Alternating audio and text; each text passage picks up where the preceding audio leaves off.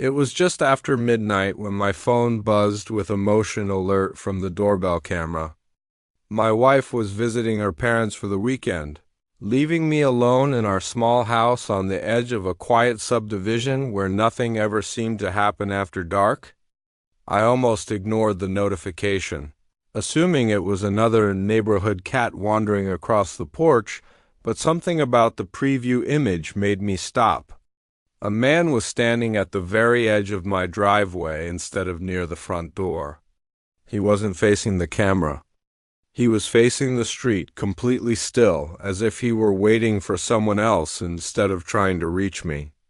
I opened the live feed, expecting him to leave after a few seconds, but he remained frozen in the exact same position. The porch light barely reached him, leaving most of his body in shadow. He wore a dark hoodie with the hood pulled over his head despite the warm weather. Every few seconds he tilted his head slightly, looking left and right without ever turning around toward the house. I checked the time. It was 12:18 a.m. My first thought was that he was lost or waiting for a ride. But why stand at the end of a stranger's driveway in the middle of the night? I watched for another minute before opening my front curtains just enough to peek outside. The street was empty except for him. The neighborhood was usually silent after 10, and the only sound drifting through the cracked window was the faint buzzing of distant highway traffic. I couldn't see his face from where I stood, but I could tell he hadn't moved an inch. I considered calling out through the door, yet something stopped me. Instead, I spoke through the camera's microphone. "Can I help you?" The man didn't react. Not even a flinch. I repeated myself louder. Still nothing. Then, after nearly 20 seconds, he slowly walked away without looking back. I watched him disappear around the corner and laughed nervously, convincing myself it had been some drunk guy who wandered into the wrong neighborhood. I locked the deadbolt anyway before heading back upstairs. Around 1 in the morning, another alert woke me. The same man had returned. This time he stood directly on my porch, inches from the camera. His face was impossible to make out because the hood cast a shadow over it, but I could hear him breathing through the microphone. It wasn't heavy breathing. It was slow, calm, almost deliberate. He leaned closer until the lens filled with nothing but darkness beneath his hood. Then he whispered something too quiet for me to understand. My stomach tightened. I replayed the clip several times, increasing the volume, but all I heard was a faint mumble followed by what sounded like a soft chuckle. He never knocked. He never rang the bell. After almost a minute, he stepped backward and walked away again. I called the non-emergency police line, feeling ridiculous as I explained that someone kept standing on my porch without actually trying to get inside. An officer drove through the neighborhood about 20 minutes later, but found nobody. He told me to keep my doors locked and call 911 if the man came back. I tried to sleep, but every creak of the house made me reach for my phone. The next morning, I reviewed the overnight footage frame by frame. That's when I noticed something I hadn't seen before. Before walking onto my porch during the second visit, the man had crouched beside the flower bed underneath the camera. He stayed there almost 2 minutes, completely hidden from the camera's view except for the top of his hood. I couldn't tell what he was doing because the angle blocked everything. Curious, I walked outside to inspect the area. At first, nothing seemed unusual until I noticed fresh dirt scattered across the concrete. One of the decorative stones around the flower bed had been moved several inches. Underneath it lay a folded piece of paper sealed inside a clear plastic sandwich bag. My hands shook as I opened it.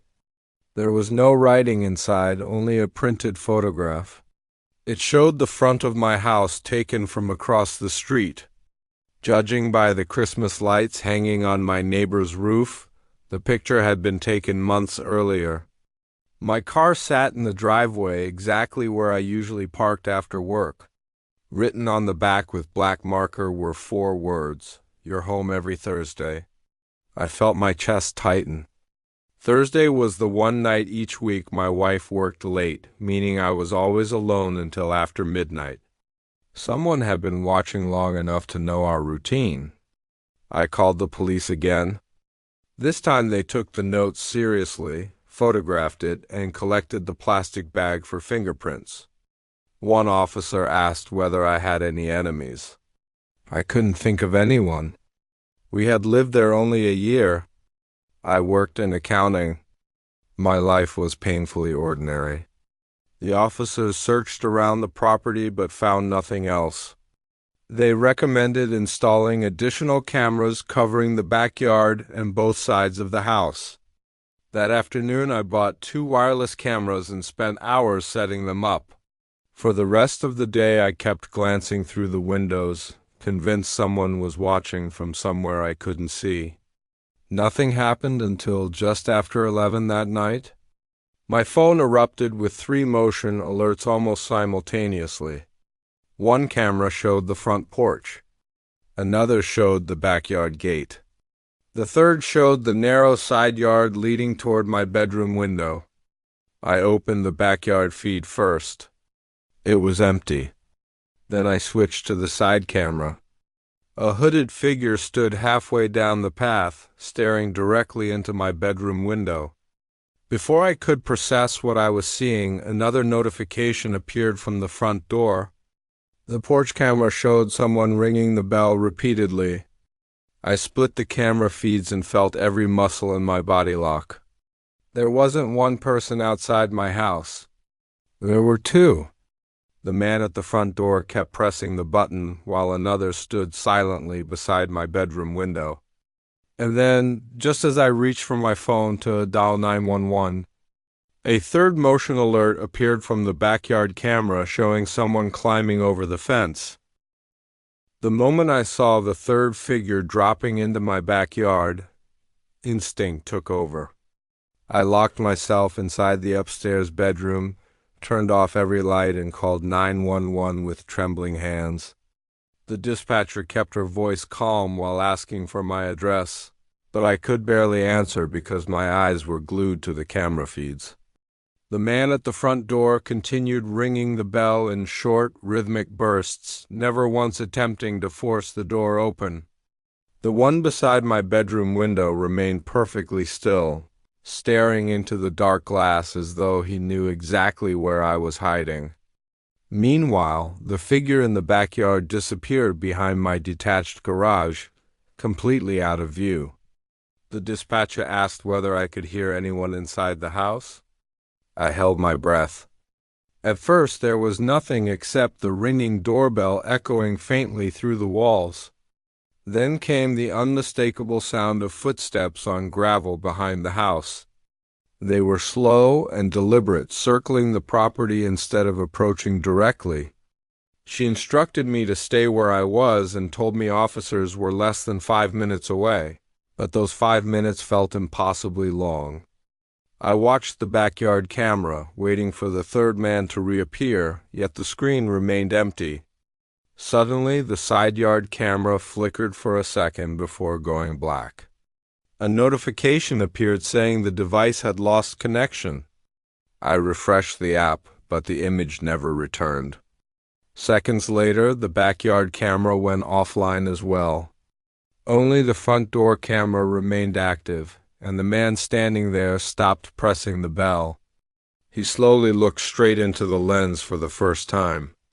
His face was covered by a plain black mask, revealing only his eyes. They weren't angry or panicked. They were calm, almost patient. He reached into his pocket, removed something small, and placed it carefully on my welcome mat before walking backward off the porch without ever turning around. The dispatcher told me officers had just entered the neighborhood. Through my bedroom window, I finally saw flashing blue lights reflecting off nearby houses.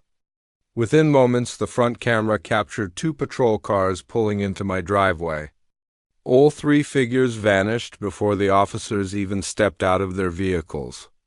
The police searched the street, neighboring yards, and the wooded trail behind the subdivision but found nobody. One officer retrieved the object left on the porch while another reviewed the camera footage with me inside the living room. The object turned out to be a cheap prepaid flip phone with no SIM card installed.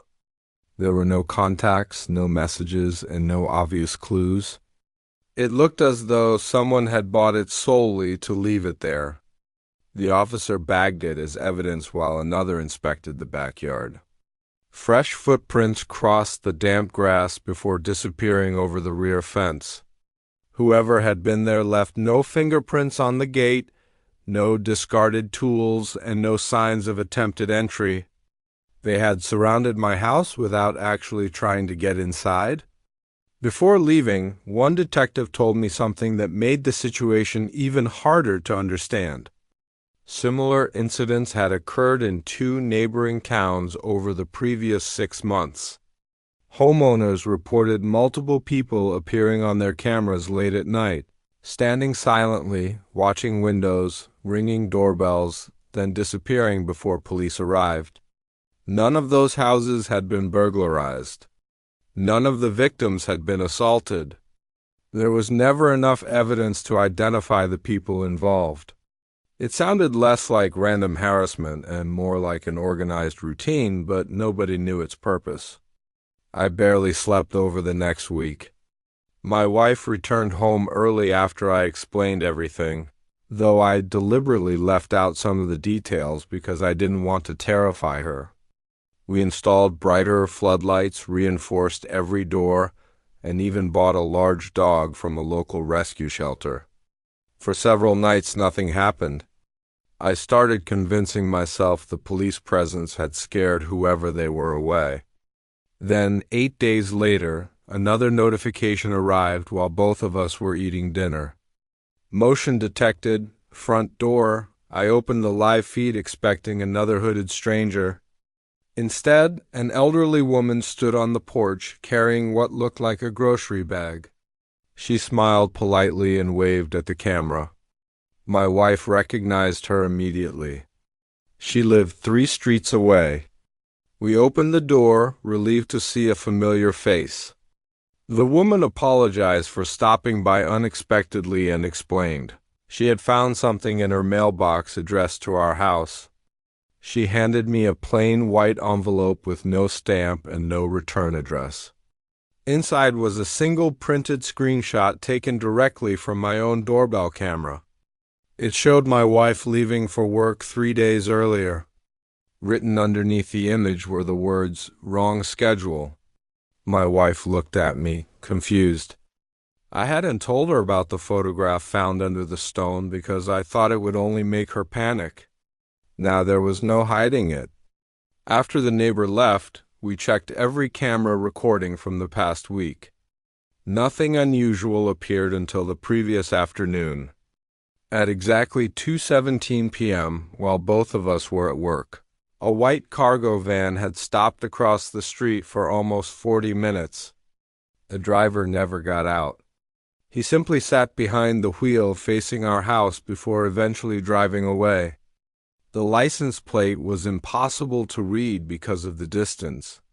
We shared the footage with detectives who promised to look into it, but days passed without updates. My anxiety turned into obsession. Every notification made my pulse race. Every unfamiliar car seemed suspicious. One Saturday afternoon, I decided to inspect the entire property again. While checking behind the garage, I noticed a tiny object attached underneath the wooden fence with black tape. It was no larger than a pack of chewing gum. At first I assumed it was trash, but when I peeled it off, a small blinking light flashed beneath the casing. I carried it carefully inside and showed it to the detective assigned to my case. His expression changed immediately. It wasn't a tracker for a vehicle. It was a battery-powered motion sensor capable of transmitting activity whenever someone entered or exited through the backyard. Someone had secretly installed it on my fence, meaning they weren't just watching the house from a distance. They were collecting information about our movements in real time.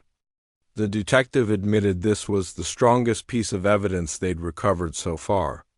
He arranged for forensic testing and advised us to stay somewhere else for a few days. We packed overnight bags and left before sunset, driving to my brother's house nearly an hour away. For the first time in days, I felt like we could finally breathe. Then, just after midnight, while lying awake on my brother's couch, my phone vibrated with another notification. Even though no one was supposed to be home, my doorbell camera had detected motion. I opened the live feed expecting another masked stranger, but what I saw made my blood run cold. Standing on my front porch was a uniformed police officer knocking firmly on the door, while directly behind him, hidden in the darkness beyond the reach of his flashlight, 3 hooded figures stood perfectly still, watching him without making a sound. My heart slammed against my ribs as I watched the live feed. The officer on my porch knocked twice more, then stepped back and waited. He had no idea that 3 hooded figures were standing less than 20 feet behind him, perfectly motionless in the darkness beyond the reach of his flashlight. I shouted at my phone as if he could somehow hear me through the screen. "Turn around." Of course, nothing happened. I immediately called 911 again and explained that an officer appeared to be in danger outside my empty house. The dispatcher confirmed that a patrol unit had been sent to check my property after detectives requested extra surveillance because of the ongoing investigation. While she contacted the officer by radio, I refused to take my eyes off the camera. The patrolman reached toward his shoulder microphone, listened for a second, and then slowly turned around. My stomach dropped. The 3 figures were gone. There wasn't enough time for them to run anywhere visible. 1 second they were standing there, and the next the sidewalk behind him was empty. The officer swept his flashlight across the front yard, the driveway, and the neighboring lawns before walking toward the street. The camera couldn't follow him, and a few moments later the live feed showed only an empty porch. The dispatcher returned and said the officer had searched the area without finding anyone. I wanted to believe the camera angle had somehow played tricks on me, but I knew exactly what I had seen. The following morning I drove back home with 2 detectives. The neighborhood looked completely ordinary in the daylight. Children rode bicycles, people walked their dogs, and sprinklers watered freshly cut lawns. If someone had described the previous night's events without showing me the footage, I would have assumed they were exaggerating. Inside the house, nothing had been disturbed. Doors and windows were still locked. The detectives downloaded every recording from the cameras before asking whether they could conduct a more detailed inspection of the property. I agreed immediately. Nearly an hour later, one of them called me into the backyard. Hidden beneath the deck, where no one would normally think to look, they had found several cigarette butts, empty water bottles, and food wrappers that hadn't been there a week earlier.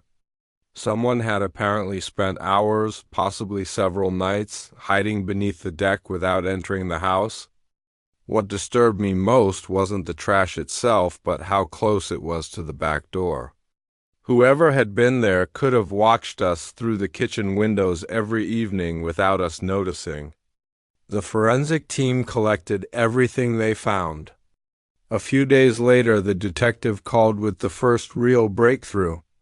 DNA recovered from one of the cigarette filters matched a man who had been arrested years earlier as part of a burglary crew operating across 3 states. The group specialized in studying homeowners for weeks before deciding whether a house was worth targeting. They monitored work schedules, security systems, neighbors' routines, and police response times. According to investigators, the crew rarely forced entry immediately.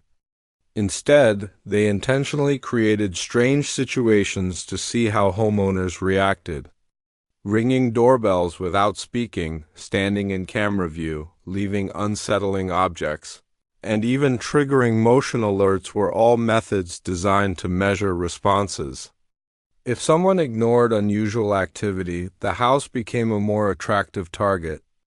If the residents upgraded security, called police quickly, or changed routines, the crew often abandoned the property and searched for an easier victim. My case had become far more complicated because our repeated calls to law enforcement had attracted detectives before the group decided whether to act. The officers believed the crew continued returning because they wanted to determine whether the investigation had ended. The realization made me feel sick. None of it had been random. Every unsettling moment had served a purpose. The photograph, the note, the prepaid phone, the hidden motion sensor, even the silent visits had all been pieces of a careful evaluation. Over the next several weeks, investigators executed search warrants tied to the suspect whose DNA had been recovered. 2 men were arrested. They possessed notebooks containing addresses, vehicle descriptions, work schedules, and security details for dozens of homes throughout the region. My address appeared on one page beside several handwritten observations. Camera on front only. Lives alone. Thursdays. Responds quickly to alerts. Police. Contacted twice. At the bottom of the page, someone had written one sentence that still bothers me every time I think about it. Needs more pressure. Detectives believe the group intended to continue escalating their intimidation until either we became careless or they concluded the risk outweighed the reward. Although 2 suspects were arrested, another member of the crew was never identified. Months passed without further incidents, and eventually my wife and I moved to another city. We never announced the move online, never shared our new address publicly, and installed cameras covering every angle of the new property before unpacking a single box. Life slowly returned to normal. The nightmares became less frequent. I almost convinced myself the entire ordeal was finally over. Then, nearly a year after we moved, I received an email from the detective who had handled the case. The unidentified suspect had still not been located. Attached was a collection of evidence photographs being archived because the investigation had gone cold. I opened them one by one until I reached the final image. It wasn't taken by police. It was one of the recovered photographs found during the search of the suspect's storage unit. It showed the front of my old house exactly as I remembered it, except for one detail I had never noticed before. Standing inside the living room, visible through the narrow gap between my curtains, was me. The picture had been taken at night while I was watching television, completely unaware that someone was close enough to capture my face through the window. As I stared at the image, another detail emerged from the darkness near the edge of the frame. Barely visible behind a tree across the street stood a 4th person, partially hidden in shadow, watching the man who was taking the photograph. The detective later confirmed they had never identified that individual, never determined why he wasn't mentioned in any of the suspect's notes, and never discovered whether he was part of the burglary crew or someone else entirely. Sometimes when my current doorbell camera sends a motion alert after midnight, I still remember that forgotten figure in the background of the photograph. I check the live feed every single time, hoping the porch will be empty, because I know how easily an ordinary notification can become the first sign that someone has already been watching for much longer than you realize.